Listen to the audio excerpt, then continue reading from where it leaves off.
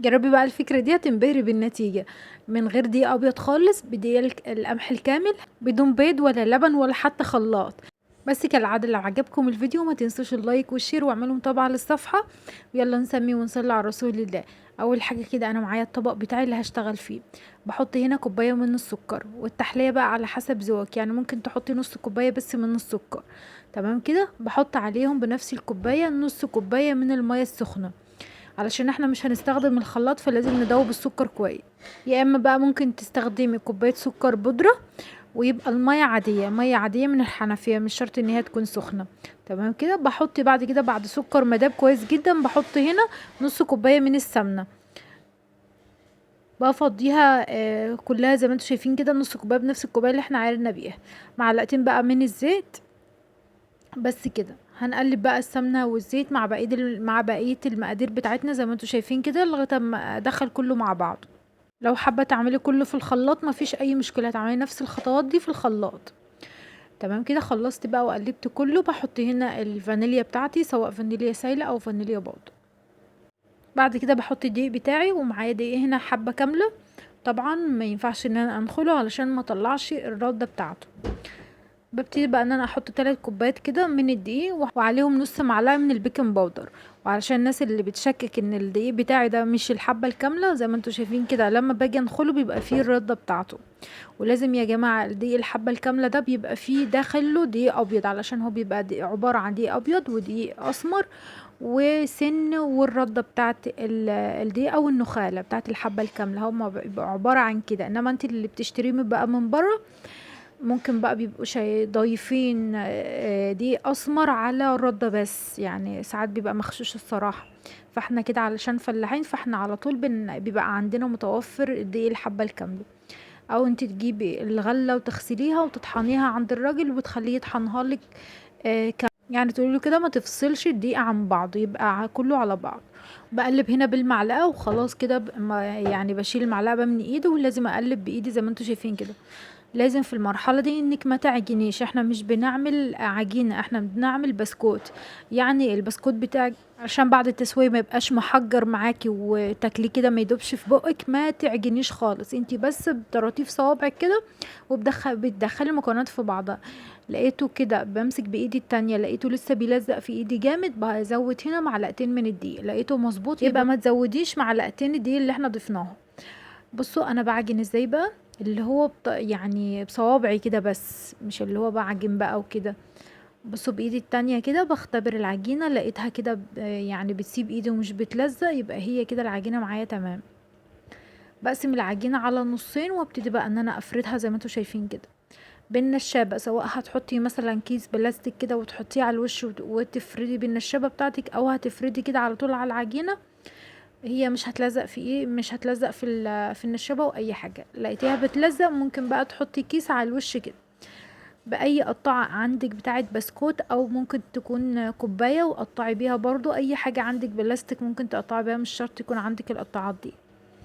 بتبتدي بقى ان انت تشكلي البسكوت بتاعك زي ما انتوا شايفين كده. وممكن انك تعملي نفس الخطوات وتعمليها بالسكينه، يعني تساوي الحروف، وتبتدي ان انت تقطعيها بالسكينه يعني من غير قطعات ولا حاجه. تمام كده. بشيل بقى الزيادات اللي هي حوالين كل بسكوتة ديت.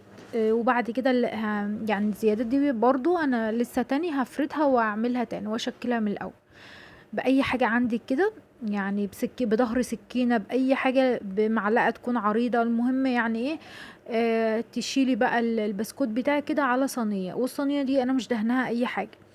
هو في مادة دهنية حلوة، فانتي هو عمره ما هيلزق معاكي في الصينية. بصوا ببتدي ان انا اشيل كده زي ما انتوا شايفين كل بسكوتة والتانية، واعمل مسافة بقى. يعني ما تحطهمش في ريح بعض علشان هما لسه حجمهم هيتضاعف، عشان احنا طبعا حاطين لهم بيكنج باودر. فانا بشيل ازاي بالراحة علشان برضو الشكل التشكيل بتاعها ما يلخبطش معاكي. خلص بقى العجينة بتاعتي كلها بنفس الطريقة اللي احنا شكلنا بيها كده. معايا اي خلة سنان او عصاية شيش طاووق زي ما انتوا شايفين كده. وهبتدي بقى ان انا اخرم البسكوت بتاعي زي ما انتوا شايفين. بصوا داير ما يدور كده، وبعد كده بعمل واحدة في النص بتدي معايا الشكل التحفة اللي انتوا شايفينه ده. خلاص بقى، يعني بصوا طريقة تشكيل بسيطة وسهلة، وممكن اي حد ان هو يقدر ان هو يعملها. هيدخل بقى التسوية ازاي. هنخلص بقى كل الكمية بتاعتنا، الفرن يكون سخن، نحط الصواني بتاعتنا في الرف الوسطاني.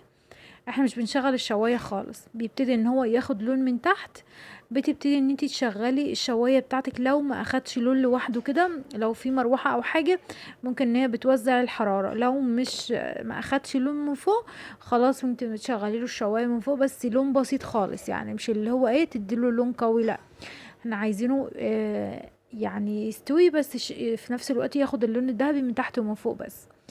خلاص بقى هسوي زي ما قلت لكم كده درجة حرارة اللي هي متوسطة، لا هي عالية قوي ولا هي هادية قوي، وتحطيه في الرف الوسطاني. لما يتحمر معاكي من فوق من تحت زي ما انتوا شايفين كده، يطلع بالجمال والحلاوة دي.